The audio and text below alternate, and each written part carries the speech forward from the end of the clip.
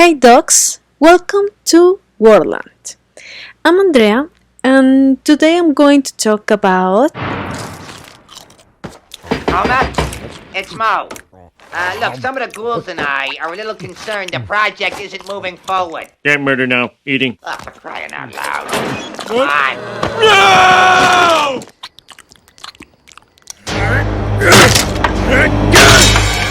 Here's Johnny! Go! The Simpsons. No, I'm kidding. I'm going to talk about.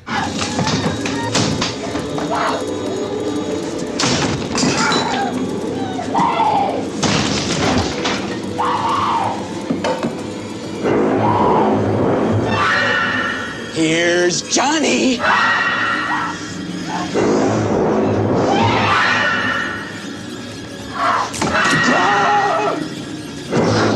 Yes, The Shining, by this very well known American author, Stephen King. This guy, I don't know, I can't imagine what he has in his mind or what are his dreams. Should I say nightmares?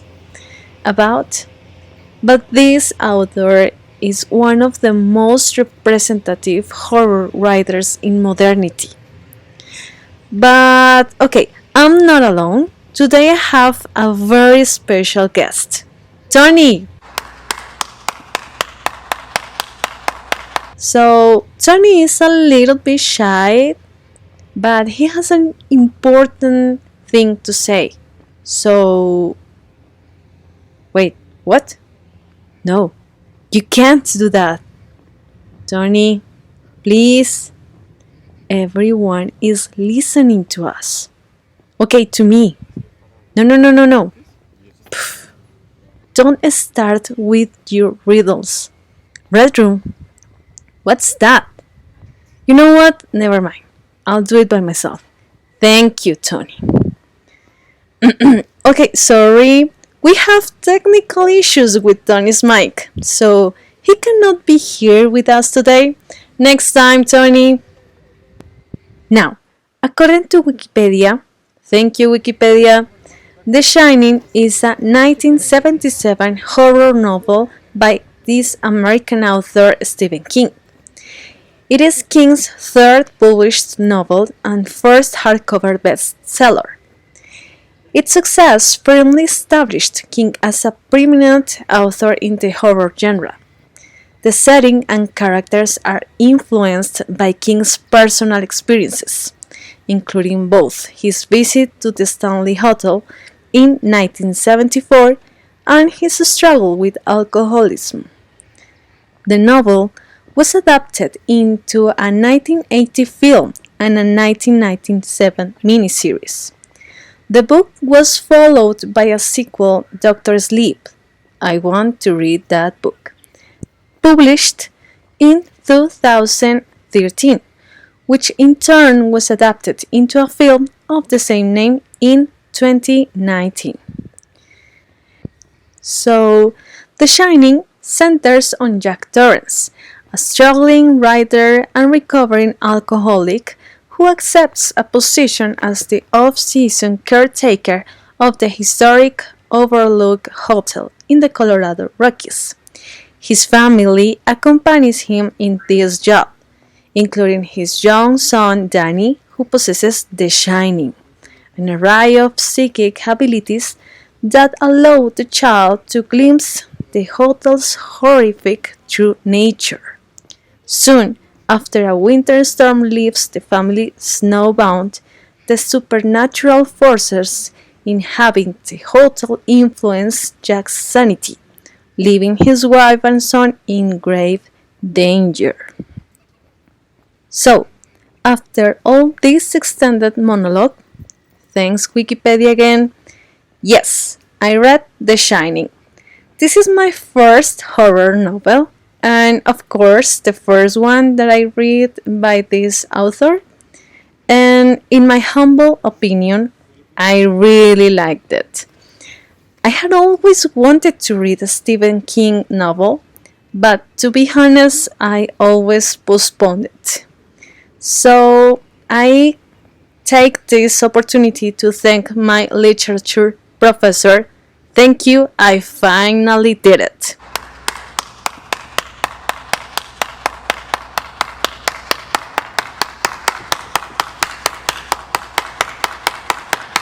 After the acknowledgements, let's talk about the novel.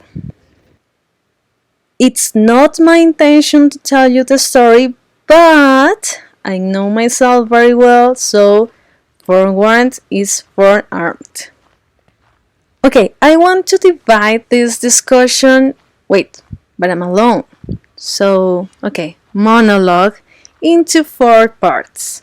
The references to other literature pieces in the novel, references to other authors and artists, the symbolism, and the social problems that can be identified in King's novel. Let's start with the references to other literature pieces in the novel. The Shining has multiple references, and I want to talk about the most relevant, well, at least for me. For instance, Bluebeard. I think most of us know the story of this wealthy man that has this beautiful new wife. She can visit all the rooms in the mansion but one. Of course, curiosity killed the cat. This wife discovers the heads of the previous wives, and his husband gets a little bit mad. He only wants to kill her. That's all. I think that the reference is pretty obvious. We have Jack and Wendy, a couple that is not in their best moment. She wants to divorce after Jack broke his child's arm. Very reasonable, the reason, isn't it? Jack is an ex-alcoholic, short-tempered, unemployed man that has this unique opportunity to get a job at the Overlook Hotel so as not to lose his family. Then, little by little, we can see how Jack's thoughts and behaviors change for the worse. Of course, mistreatments and insults start rising as they stay more time in that hotel. So yes, we can see a very special version of the Beauty and the Beast, of course without the happy ending. We also have references to Frankenstein. I read Frankenstein and I was thinking about this monster that first he wants to be accepted, but as he cannot achieve this, his solution is, okay, start killing people in revenge. That's Jack. He wants recognition, he wants acknowledgement, he wants to be important and respected. Jack is Frankenstein in human version. Well, just one human version. Then we have Hansel and Gretel. Hansel and Gretel is a German fairy tale collected by the Brothers Grimm and published in 1812 as part of Grimm's fairy tales. It is also known as Little Stepbrother and Little Stepsister. Hansel and Gretel are siblings who are abandoned in a forest and fall into the hands of a witch who lives in a gingerbread cake and candy house. Beautiful image. The witch, who has cannibalistic intentions, intends to fatten Hansel before eventually eating him. However, Gretel saves her brother by pushing the witch into her own oven. Delicious.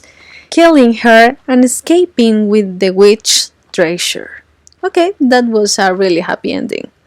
Well, for me. I remember when I saw the Brothers Grimm's version, I thought, why should a father allow such harm to his own kids? And then I read The Shining. However, this reference is not only about getting loose in the hotel, as Wendy thought when Mr. Ullman was guiding them through the hotel. It's about trust someone, be betrayed, and fight against fate. That's what Wendy, Danny, her son, and Mr. Halloran, the most beautiful person in the world, Tim Halloran, I love you, Halloran, did in the novel. Another fairy tale mentioned in the book is Little Red Riding Hood. This is an European fairy tale about a young girl and a sly wolf. Its origins can be traced back to several pre-17th century European folk tales. The two best known versions were written by Charles Perrault, sorry about the pronunciation, and of course the Brothers Grimm. Here we have this little girl who goes to visit her grandmother. After some events in the woods, she finally arrives to her granny's house and is devoured by the cute wolf. End. I'm really impressed by my abilities to sum up stories. Okay, well, what connection can we see here? At the beginning, I would have said that Jack was the wolf and Gwen and Danny are Little Red Riding Hood, but when I finished the novel, I changed my mind. The real wolf here is the hotel. And yes, for me, the hotel itself is another very important character in the story. The hotel is alive. It tricks Jack, convinces him to harm his family. And Jack, as the Little Red Riding Hood, he falls into the trap. Poor Jack. Well, I should say poor Wendy and Danny and Mr. Halloran. Well, Dick for his friends. I'm his friend. Okay. Another clear reference is The Adventures of Alice in Wonderland. They mention especially the White Rabbit. And this character is special in Alice. I think all of them are special, but well, we are talking about the rabbit. Because he's not just a cute and quirky character, but a symbol of deeper meanings related to time, anxiety, and social pressures. Carol uses the White Rabbit to comment on the fast-paced nature of modern life and the anxieties that can become with it. And this is something that is clearly affecting Jack's life. He's being pressured by the expectations that society have over men like him, but this is something that I'm going to develop later on. Nevertheless, there is another aspect, the psychological part. I remember when we were discussing the possible theories behind Alice's adventures in Wonderland. Thank you again, Professor. I know you are listening to me. And we came to a theory in which Alice suffers from a mental illness, so her mother gives her pills to control her symptoms. Thus, the events in Alice in Wonderland occur because she escaped to take those pills. It's an hallucination. And this mental disorder is widely connected to Jack, Wendy, and Danny. At certain points, they start wondering about their mental conditions, wondering about what's real and what's a product of their imagination. But this topic I'm going to develop further later. The last reference to literature that I'm going to talk about is Hamlet. Okay, to be honest here, I haven't read Hamlet. So, again, thank you Wikipedia. The tragedy of Hamlet, Prince of Denmark, often shortened to Hamlet, is a tragedy written by William Shakespeare, sometime between 1599 and 1601. It is Shakespeare's longest play. Set in Denmark, the play depicts Prince Hamlet and his attempts to exact revenge against his uncle, Claudius, who has murdered Hamlet's father in order to seize his throne and marry Hamlet's mother. What family, huh? No judge, no judge. My family is not perfect either. Now, we can see this reference in this following quote in chapter 36 named The Elevator. And this is when they heard for the first time the sounds coming from, guess what? Yeah, the elevator. Open quotation marks. He looked to her like an absurd 20th century Hamlet, an indecisive figure so mesmerized by onrushing tragedy that he was helpless to divert its course or alter it in any way. I close quotation marks. This is a clear wink to the tragedy that is coming and the impossibility to change it, as Edipo. Although he tried to change it, he could not escape his fate. What a tragedy. Until this point, we can see how King gives us clues about what is going to happen in the novel through references to other stories and novels. A clever way to connect the dots between different stories and situations written throughout history. A reference that I never imagined to find in this novel was Titanic. Not the novel, but the event itself. And I thought about how this hotel was drowned in a sea of fire. Now, let's talk about the references to other authors and artists. The first one is a song, The Red River Valley. This song is generally considered to be a cowboy song that refers to the Red River of the South. And there are plenty of versions, but when I heard the song, I understood the reference. In the novel, Jack is whistling this song when he was trying to repair the snowmobile. And he was saying goodbye to his wife. I mean, that was amazing. It got me goosebumps. From this valley they say you are going. I will miss your bright eyes and sweet smile. They say you are taking the sunshine that has brightened our pathway wild. Then we have Shirley Jackson. She was an American writer known primarily for her works of horror and mystery. Over the duration of her writing career, which spanned over 2 decades, she composed 6 novels, 2 memoirs, and more than 200 short stories. And in the novel, Jack thinks about this writer when he was repairing the snowmobile. He is fully conscious of the possibilities that carried the decision to stay at the hotel. Yet he wants to stay. He wants that horror possibility to come true. Another author that is mentioned is Truman Capote. I read recently In Cold Blood. And of course here King gives us a wink to what would happen to the family.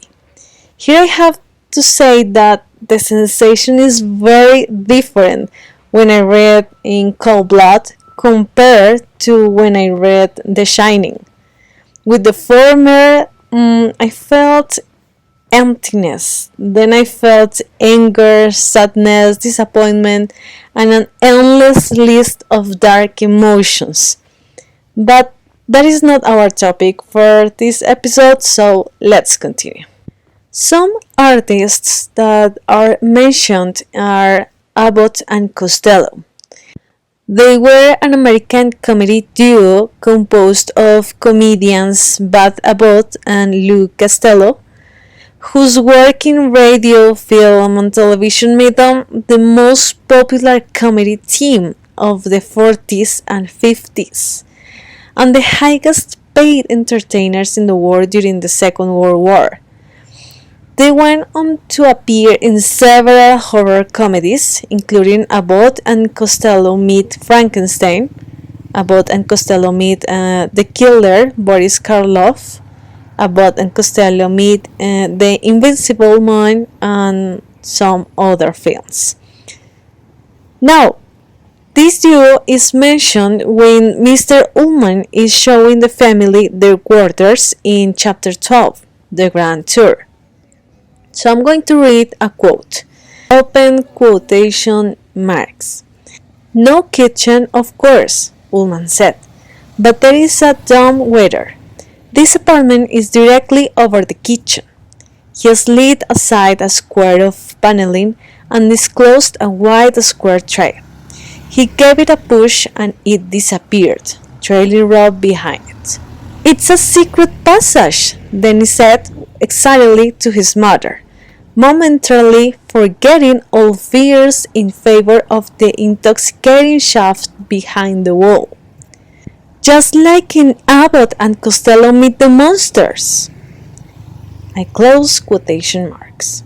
Here we can think that the author wants to remember us that Danny is a child with all his innocence and naiveness. Well, another artist mentioned in King's novel is Ed Big Daddy Roth. He was an American artist, cartoonist, illustrator, pinstriper, and custom car designer and builder who created the Hot Rod icon Rat Fink and other characters. Roth was a key figure in Southern California's custom culture and hot rod movement of the late 50s and 60s. Danny gets a toy, the Violent Violet Volkswagen. This is a very special car, isn't it? When I saw it for the first time, I just could think about Jack. Poor Jack, I got a very bad image of him. Well, let's continue. Although this is not an artist per se, I'm going to include this reference here, the Donner Party.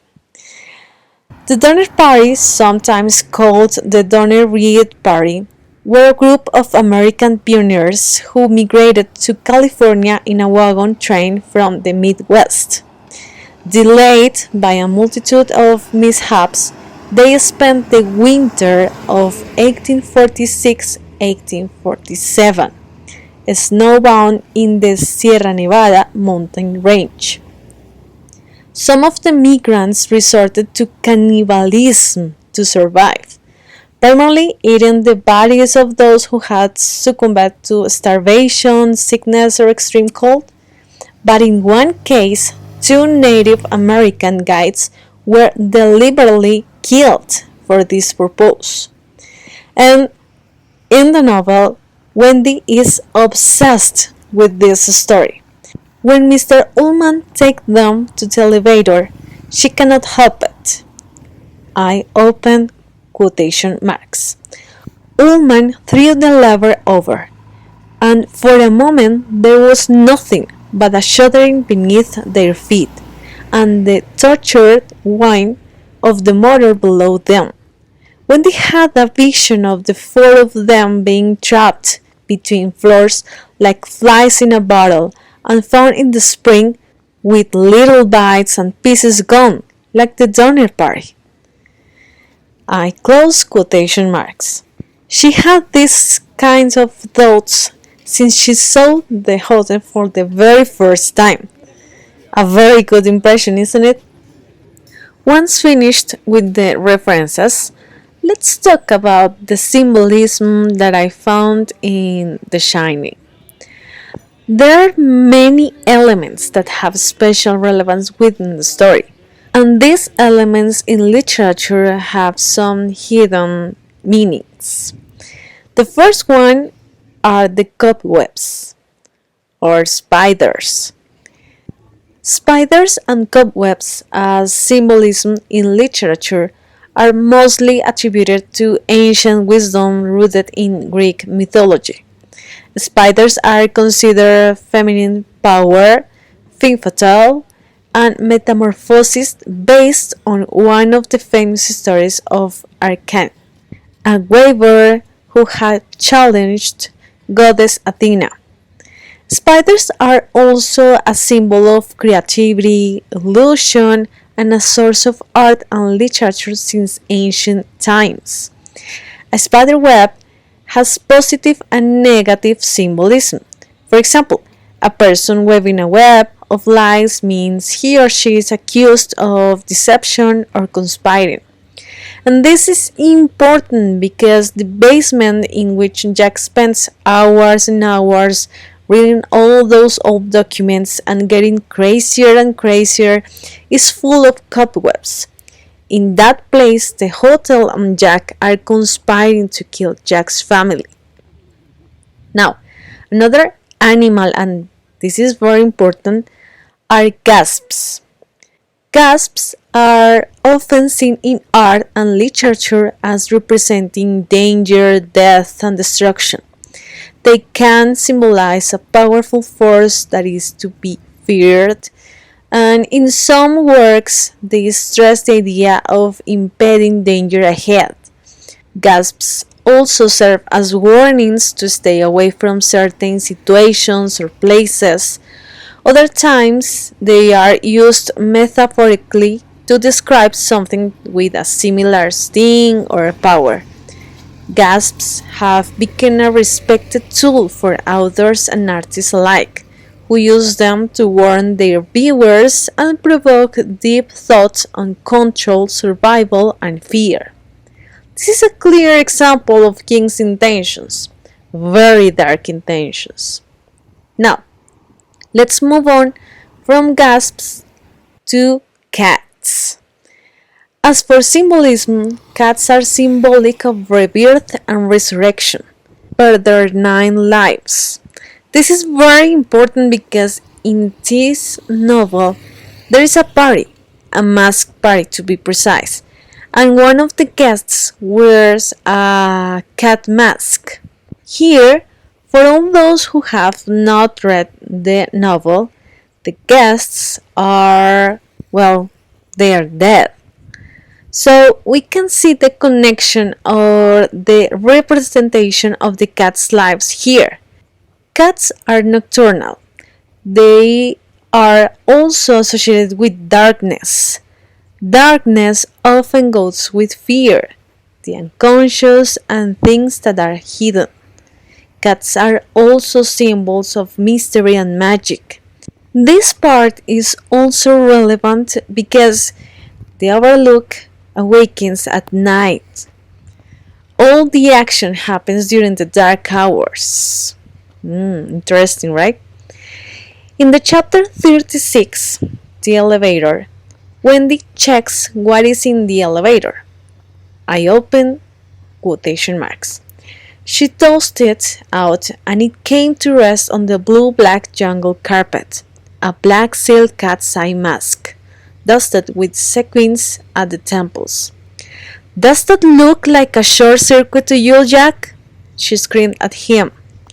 Jack stepped slowly away from it, shaking his head mechanically back and forth. The cat's eye mask stared out blankly at the ceiling from the confetti-strewed hallway carpet.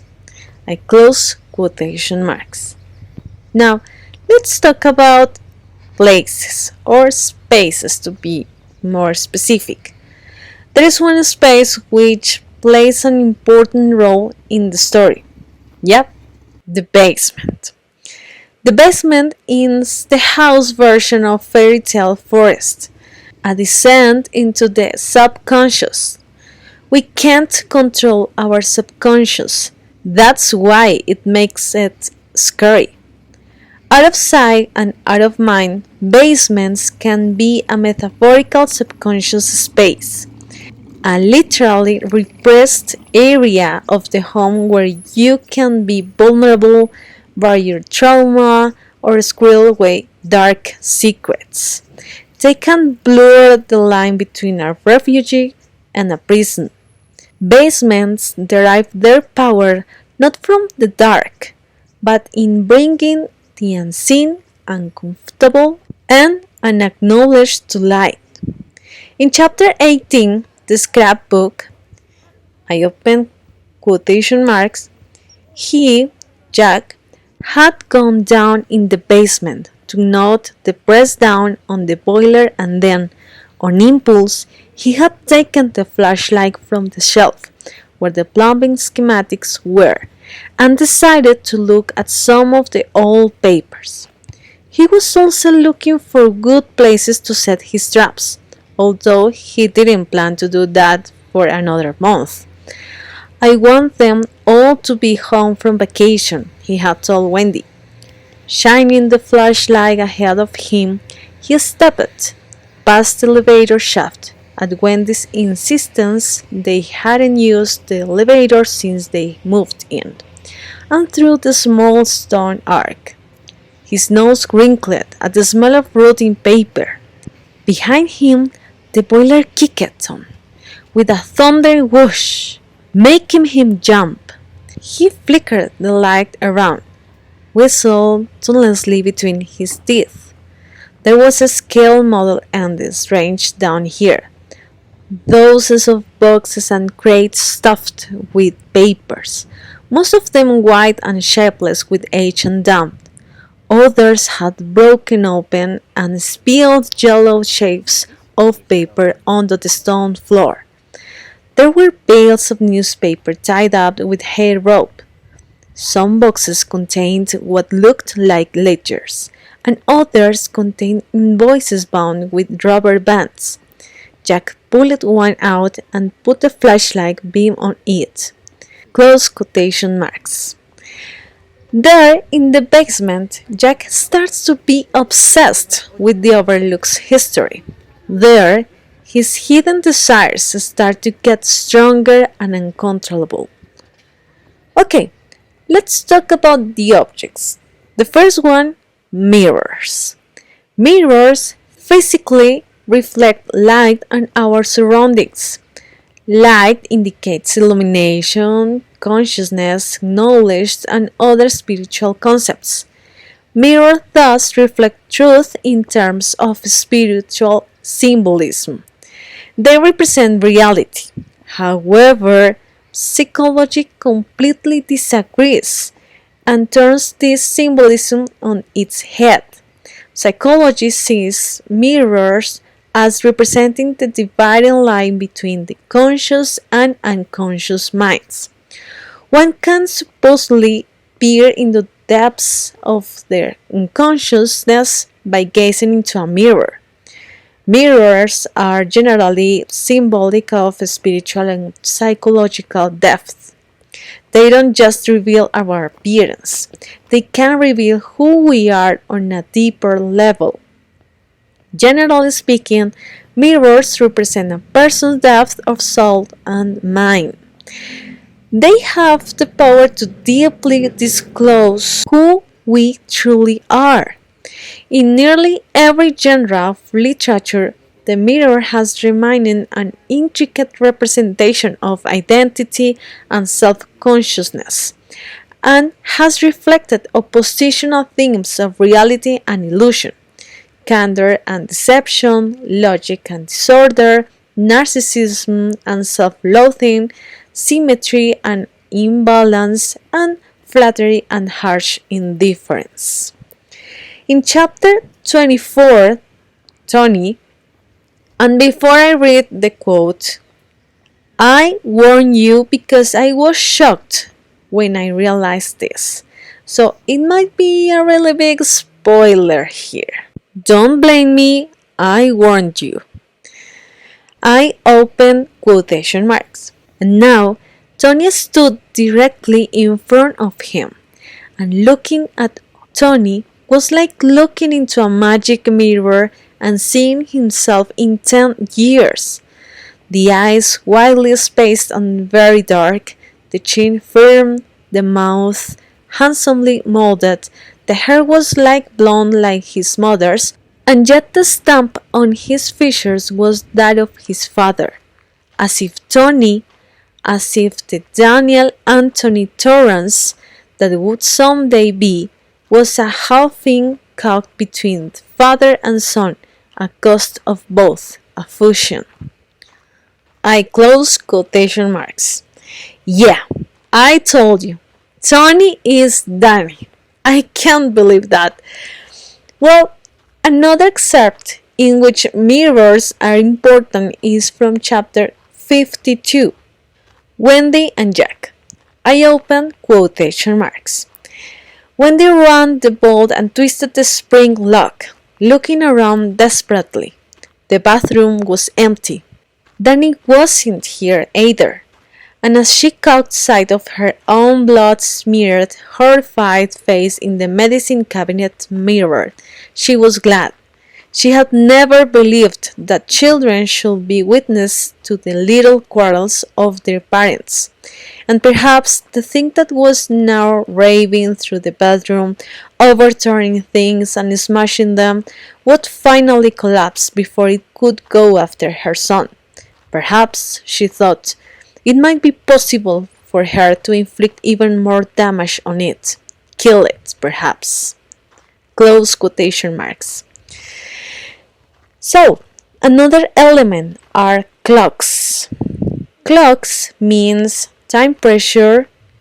They can symbolize feelings of time pressure. They can also serve as a reminder that time should be used wisely as it is a limited resource. They can also signify emotional overwhelm caused by something in one's life, perhaps a tight schedule or a deadline that needs to be met. Another aspect is that they are also thought to represent the passage of time, which moves forward relentlessly and once gone can never be recovered. They can be viewed as a sign that each minute is precious and that it's important to live every minute of one's life of the fullest. And finally, clocks are considered to be a symbol of life and death. They are a clear sign that nothing remains permanent in life and that everything changes at some point or other. In chapter 44, Conversations at the Party, there is a moment in which Jack sees the figures of the clock moving in a, let's say, very explicit scene. I open quotation marks. The steel mullet in the clockwork daddy's hand came down on the body's head. The clockwork sunk crumbled forward. The mullet rose and fell. The boy's upstretched, protesting hands began to falter. The boy sagged from his crouch to a prone position, and still the hammer rose and fell to the light, tinkling air to the Strauss melody, and it seemed that he could see the man's face, working on nodding and constricting, could see the clockwork daddy's mouth opening and closing as he berated the unconscious, bludgeoned figure of the son. A spot of red flew up against the inside of the glass dome. Another followed. Two more splattered beside it. Now the red liquid was spraying up like an obscene rain shower, streaking the glass sides of the dome and running, obscuring what was going on inside, and flecked through the scarlet were tiny grey ribbons of tissue, fragments of bone and brain. And still he could see the hammer rising and falling as the clockwork continued to turn and the cogs continued to mesh the gears and teeth of his cunningly made machine. And mask! Derwent was shrinking in behind him, and somewhere a dog was howling in human tones. But clockwork can't bleed. Clockwork can't bleed.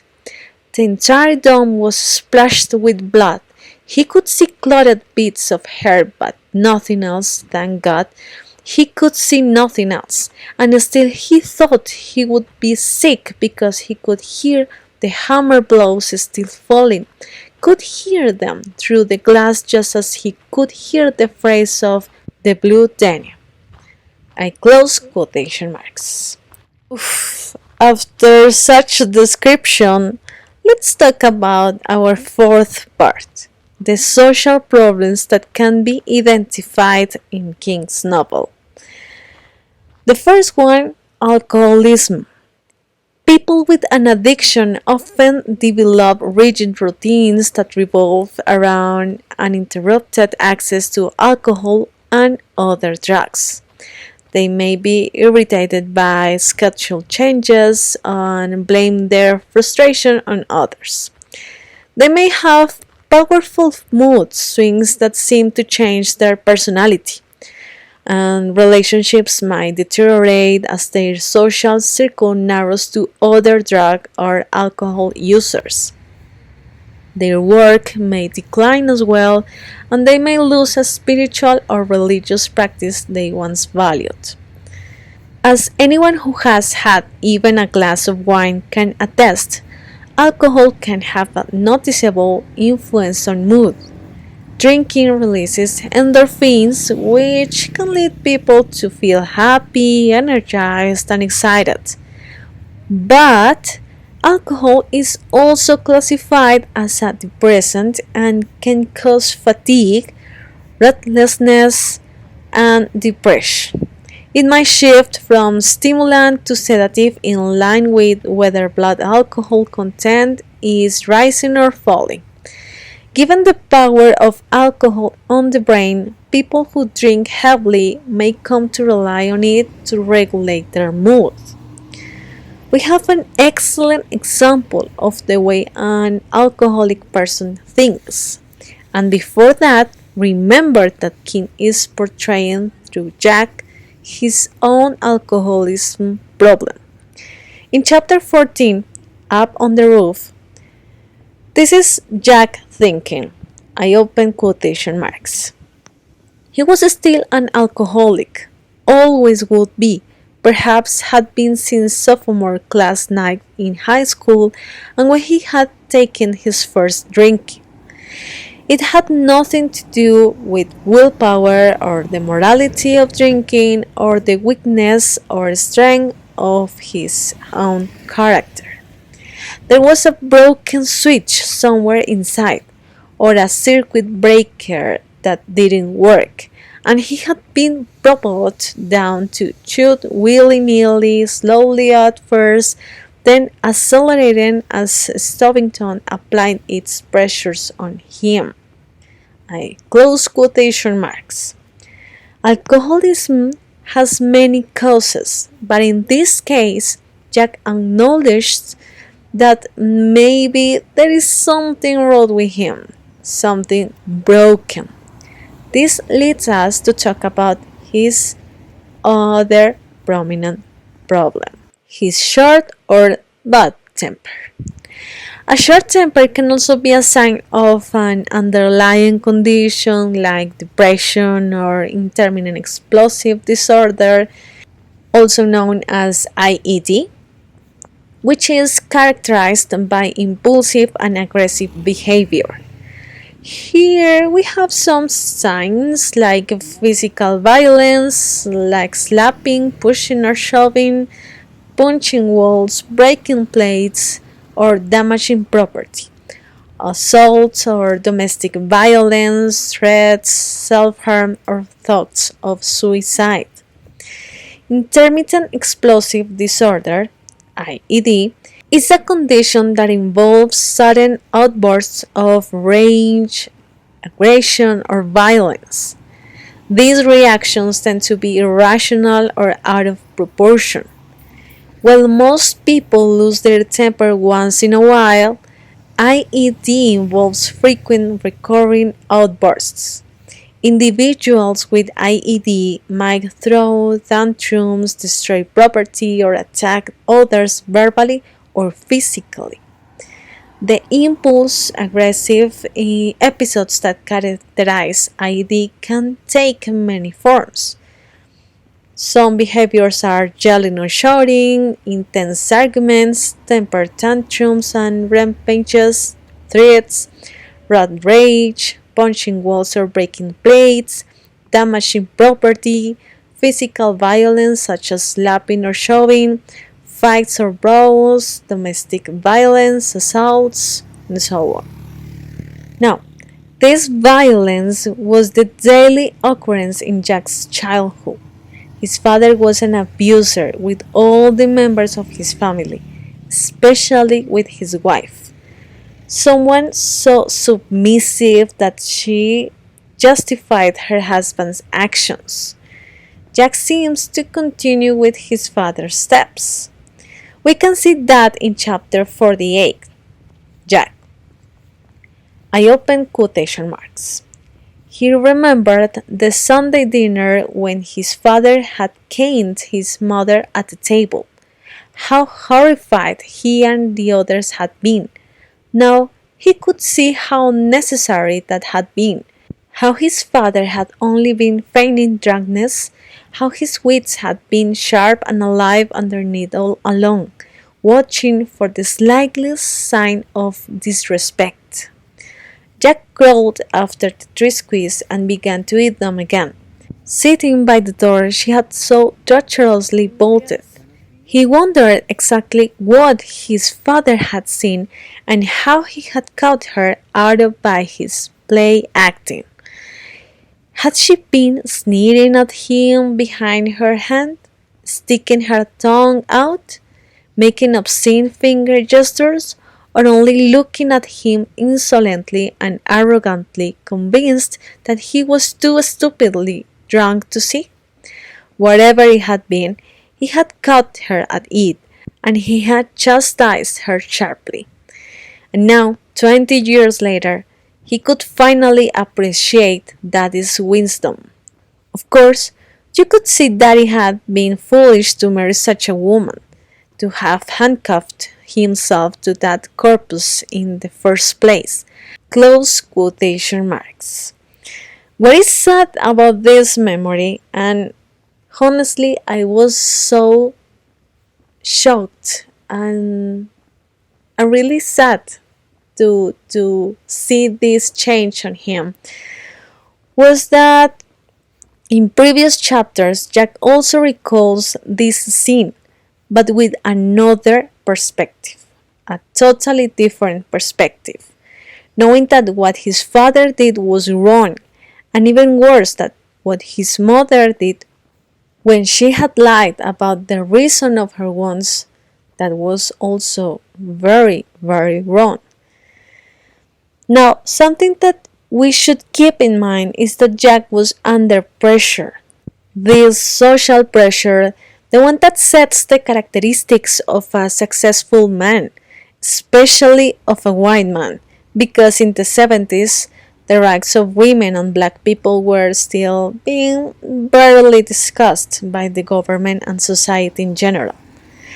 I'm not justifying his actions, please believe me, but since he went to that hotel with a violent past, trying to contain his temper with abstinence and apparently with a mental disorder, he was very susceptible to influences, and the Overlook Hotel had a big influence full of power, money, and corruption. So, docs, that's all about The Shining.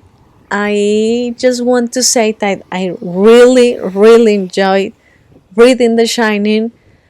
For sure, I'm going to read more Stephen King's books, but I've noticed that they are very, very long. But, however, this was like more or less 500 pages. I didn't feel them, so I guess it was a very, very good reading. Now, that's all for today, dogs. Hope to see you in my next episode. Bye bye.